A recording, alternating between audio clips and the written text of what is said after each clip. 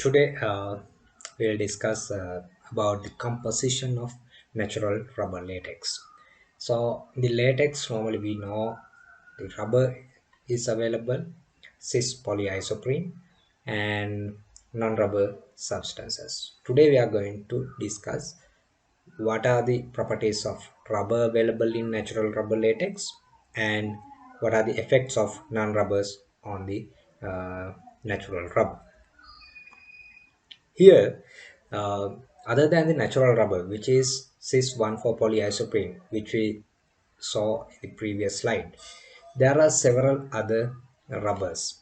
So those are Gavili rubber, Sierra rubber, Panama rubber, India rubber, Logos silk rubber, right? So those are the other types of other trees that we can extract cis 1,4 polyisoprene other than the natural rubber. So you can see those here. Right, how this natural rubber is produced inside the plants.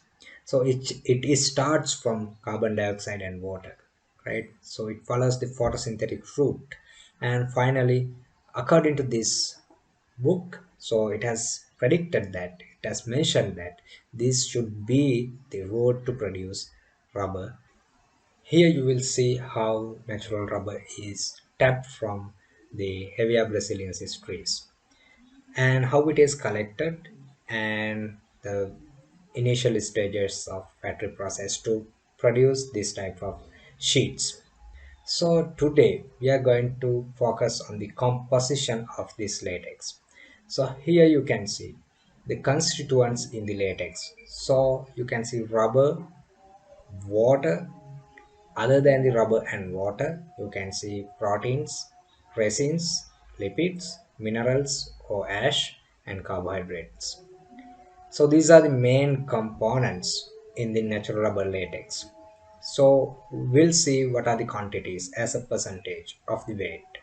So it's around 30 to 40 in some references and 25 to 35% of rubber available in latex according to some other references. However, this could be the range. And protein content can be 1 to 1.5% like that. You can see the lipids.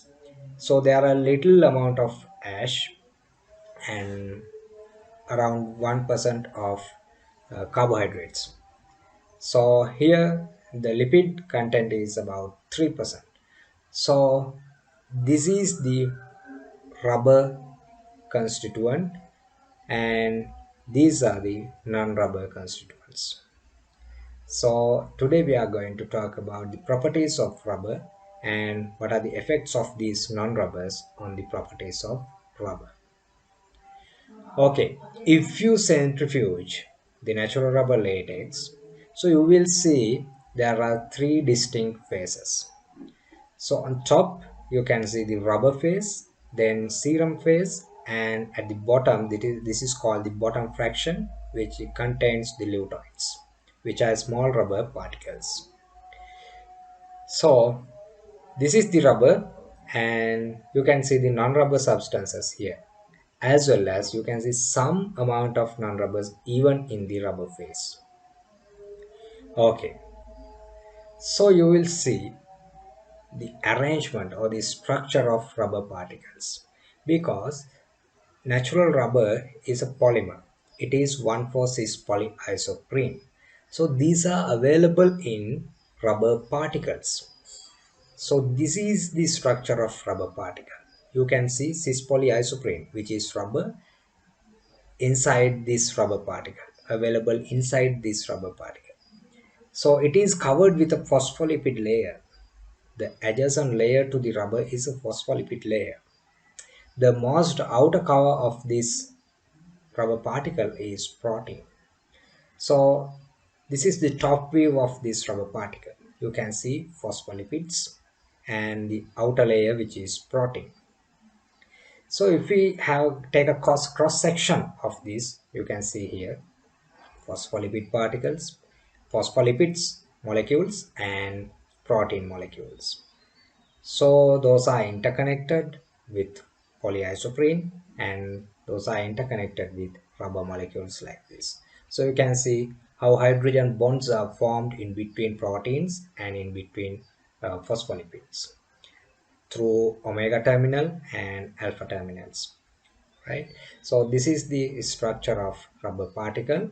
So inside the rubber particle you can see this polymer, which is a polymer of 2-methyl 1,3-butadiene, which is 1,4-cis polyisoprene.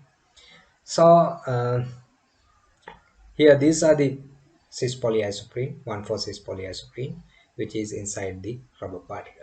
And so I earlier told that even in the rubber phase there are non-rubber substances. So these are the non-rubber substances which are available in the rubber particles, maybe the protein and phospholipids. So those are the non-rubbers available in rubber phase of the latex, right? Okay, then we'll see what are the properties of natural rubber. So it is a high molecular weight polymer, so therefore it has a high viscosity, as well as it has high greenness strength. So the strength itself is very high, that is called the greenness strength. And so it has high hot tie strength, as well as you can see here there is an unsaturation, double bonds. So we can perform vulcanization, means cross-linking rubber with sulfur-like cross-linking agents. Because of the high molecular weight and the ability of cross-linking, so it has good stress strain properties. And also it has good hardness, which is around 40 IRHD, International Rubber Hardness Degrees, IRHD. And also it has good abrasion properties, and there are many more properties. Okay, now we will focus on the effects of non-rubber. So we'll see first the lipids. So the lipid content is around 1 to 3.5% weight basis. So it depends on the clonal factors, right? So like different factors basically clone. You can see neutral lipids 54%, glycolipids 33%, and phospholipids around 14%. Within this 1 to 3.5% overall lipid content. Right. So some lipids are adsorbed onto the rubber particles. We earlier saw that. Adsorbed lipid layer, right, in the rubber particles. And some are available in the serum, right. So first we will see what are neutral lipids available in the latex. So you can see triglycerides, esters, and phenolic compounds, uh, linoleic, oleic, stearic like fatty acids, carotenoids, polyunsaturated fatty acids, monoglyceride, diglycerides, and fatty alcohols. And there are those neutral lipids have different functions. So for example, if we take tocotrienols plus phenolic compounds, so they can act as antioxidants which can prevent the rubber from the oxidation while increasing the shelf life. And also free fatty acids and stearic acids, so they can act as activators in the vulcanization process. And also they can participate in the strain induced crystallization while increasing the strength at this stage. So those are good properties.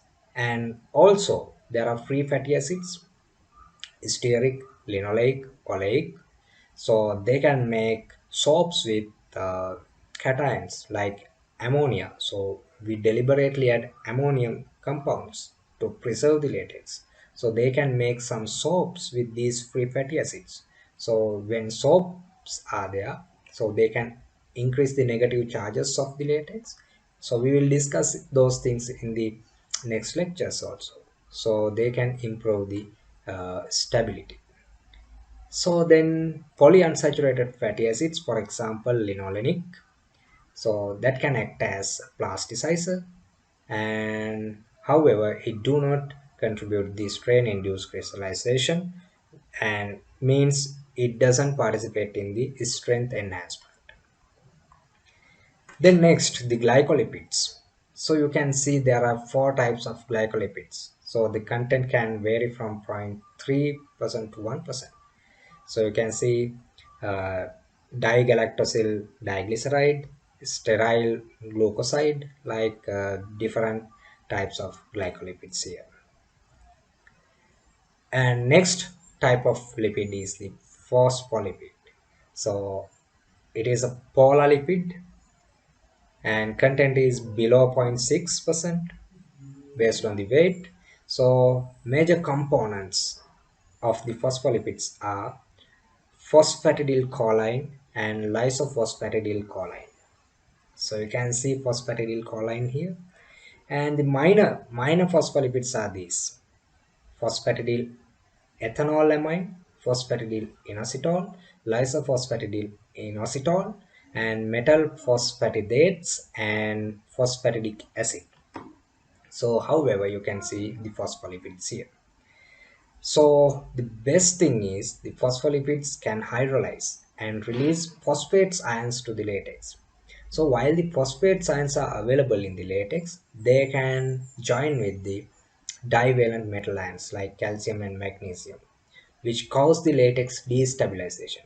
But however, the uh, phospholipids comes through the hydrolyzation of these phospholipids, they can precipitate those calcium and magnesium like divalent metal ions and increase the stability of the latex.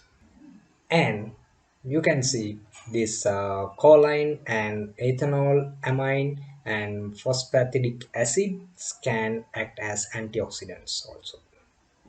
Then you will see the proteins. So mainly you can see the proteins adsorbed onto the rubber particles. So those are the proteins here. You can see the proteins. So 50% of proteins are water soluble, while 25% of proteins are adsorbed onto the rubber particles. And also the balance is available in the bottom fraction with leutoids. So main proteins are alpha globulin, which contains low sulfur content. So these proteins, pi, or the we call it as the isoelectric point, is 4.5. Actually, this is a pH value where the net charge is zero in the system. Means at room temperature, if we can reduce the pH of the latex up to 4.5, you can coagulate the latex. Other than the alpha globulin, you can see heavin, so which has antifungal properties. So that is a good thing for latex. Other than that, you can see the rubber transferase protein, which is an enzyme which participates in the synthesis of 1,4-cis polyisoprene, the natural rubber. Here are the effects of proteins. So these proteins have negative charges, so therefore they can stabilize the latex because latex prefers negative charges. More negative charges means the latex is more stable, means it can behave as a liquid without coagulating to form a solid rubber. Right. So protein layer covers 84% of the surface area of rubber particles, right? And it also provides 14% of negative charges from the total negative charges. So it has a big effect. And these proteins affect the tensile properties of rubber products, and they have antioxidant properties. So you can say glutathione protein. So they have antioxidant properties which prevents the rubber from the oxidation, and also it can promote the storage hardening, which is not preferred in the industry, because when we store the rubber products, the hardness of the products can increase due to the proteins availability, and sometimes we have to put more energy to masticate hard rubber, right? So this is not a good properties, however these are good properties. Other than those, the protein is a polar molecule, so it can absorb moisture. So the moisture content of rubber can increase due to the availability of protein. And also it can increase the modulus, creep behavior, and stress relaxation behavior. Further, it can improve the silica-like materials dispersion in the latex or rubber matrix, as well as they can perform as cross-linking sites, as these rubber proteins, the protein molecules or the protein particles are very small, so they can behave as reinforcing fillers. However, uh, disadvantageously, some of the proteins can cause some allergies to human when we use those rubber products. For example, heavy in B1, so they can cause allergies to human. Then the next one is the amino acids. So that is also kind of polar substance in the latex. So you can see 0.1% of free amino acids present in the latex, and 80% is available in the cytoplasmic serum of the latex. So these are some examples for amino acids: glutamic, alanine, and aspartic acid. So they can have some effects on the rubber properties. Other than those major amino acids, there are minor. You can see glycine, lysine, threone, like minor amino acid. So what are the properties of those amino acids? So they can behave as anti-aging materials, means they can increase the shelf life of the rubber. Cysteine, alanine, asparagine, and phenylalanine. So those are the amino acids which can increase the anti-aging properties. And some amino acids which are histidine, cysteine, and glutamic acid and glutamine. So they can act as antioxidants in rubber. And alanine, asparagine, and cysteine, so they can also perform as antioxidants. So see how these non-rubbers affect the properties of rubber products. So carbohydrates, the next one, and inositols. So this is called cubic right? So the largest single non-rubber in the latex. So this is approximately 1% of the total weight. So the melting point of this carbohydrate is around 180, 190 like that in Celsius. So we can use this cubic to make some drugs which are antifungal, right? So what is the major sugar in this latex? So it is sucrose. Other than the sucrose, you can see galactose, glucose, fructose, raffinose, and 2 pentose like carbohydrates. So what will happen if glucose is available? So glucose can reduce the viscosity of unvulcanized rubber, and sometimes it can discolor the vulcanized products. So those are negative effects. And sulfur accelerator ratio can be reduced, and it will affect the physical properties negatively. And also the uh, glucose can generate volatile fatty acids because of the microorganisms activity on that glucose. They can produce different types of volatile fatty acids, so those are not good for the latex. And you can see, you can calculate the succinic to malic acid ratio to measure the latex quality then, right? If the ratio is below zero point 0.6, then you can see the latex is good, it has not spoiled, right? So it is a well preserved latex. However, if the value is greater than zero point 0.6, the latex is a spoiled one, right? Means a poorly preserved one. And normally the industry prefer the low VFA latex because it gives the good physical properties. The ash content, which are the minerals available in the latex, depends on the soil factors, right? Sometimes in Sri Lanka, you can see Mathale area, Kagwal area, right? You can see a high content of magnesium and calcium in soil. So then the latex will contain more calcium and magnesium. So that's why soil factors affect. And also the clone and weather and fertilizer. If you use more fertilizers having calcium, so the latex will have more calcium like that. So high magnesium or calcium contents can uh, reduce the latex stability, because they can increase the volatile fatty acid content of the latex, and it can destabilize the latex automatically. That is called precoagulation. Right? We will discuss those things in later lectures.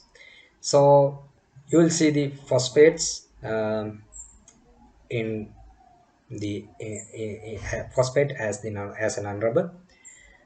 So it can also increase the stability because it gives some negative charges, as well as it can precipitate the magnesium as magnesium phosphate. If calcium is available, calcium can be precipitated as the calcium phosphate. So while reducing the magnesium content by phosphate, so it will increase the stability of the latex. So then the ratio of magnesium to phosphate is very much important. But other than those, you can see copper, manganese, and iron like pro-oxidants in the latex. So if copper is available, right, it can oxidize the rubber, and it can catalyze the oxidation of rubber. And but for that, the copper should be free. But what will happen if the copper is bonded to other substance? It cannot perform, or it cannot catalyze the oxidation reaction of rubber, which is not good for rubber. Why? Because oxidized rubber do cannot show good physical properties. So if microorganisms are available in the latex, so they can act on the copper bonded substances and release the copper to the latex, then the copper will be a free material, free ion. So again, this copper can act as, or copper can catalyze the oxidation of rubber. If the copper is available in the latex as a free material, it can coagulate the latex. Right. Then the final one, the volatile matter. So main volatile matter is the moisture, because we know the latex is a water based material, right? So it is an stable emulsion which is available in the water. Water is the continuous phase of the latex. So some amount of moisture can be available in rubber, so then moisture can be considered as a volatile matter. Other than the moisture, you will see the formic acid, acetic acid, and propionic acid. So these acids can be formed by the microbial activity on the sugars in the latex. So however, so you can see formic, acetic, and propionic, which are volatile. So moisture content is affected by the hydrophilic substances. Yes, we discussed. If the protein is available, as it is polar, so it can absorb moisture. So like that, those things will affect ultimately the physical and chemical properties of the natural rubber products. So moisture can promote the microbial activity in latex, and it can cause the destabilization of latex while producing volatile fatty acids. If volatile fatty acids are there, it can reduce the physical properties, right? So sometimes enzymatic degradations are occurring due to that.